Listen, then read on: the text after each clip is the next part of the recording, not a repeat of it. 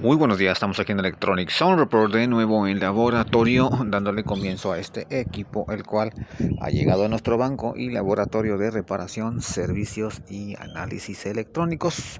Pues miren que tenemos este New Life Intensity 10 de AirCep, ¿no? Que tiene caudal de salida a 10 litros y este equipo llega por una peculiar falla, el cual pues vamos a analizar con prontitud. Bueno, primero que nada veamos, aquí es un equipo certificado IPX1, el cual tiene sistema antigoteo y pues es un equipo totalmente americano, el cual pues es uno de los concentradores del, ahora sí que de orgullo americano estadounidense, que por muchos años ha brindado servicios y fabricación de equipos de este tipo, concentrador de oxígeno. Pues bueno, vamos a ver la falla de este equipo. Vamos a escuchar un ruido extraño al encenderlo. Primero que nada la chicharra.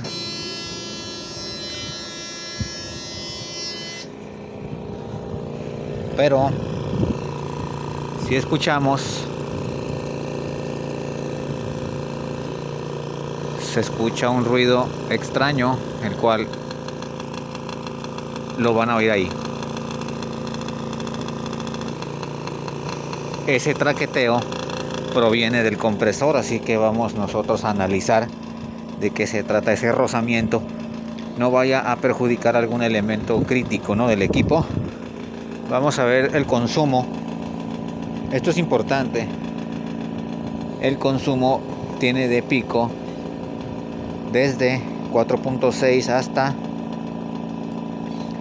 5.6. Veamos de nuevo.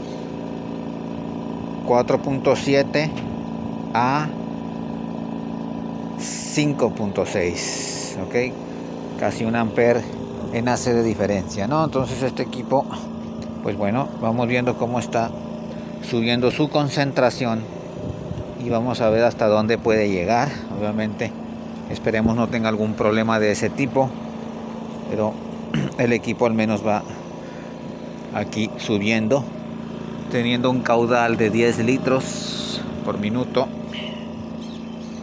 Pues el equipo está dando muy buena respuesta, subiendo a doble dígito, y eso es algo muy bueno, ¿no? Tenemos 50 subiendo a doble dígito, muy bueno.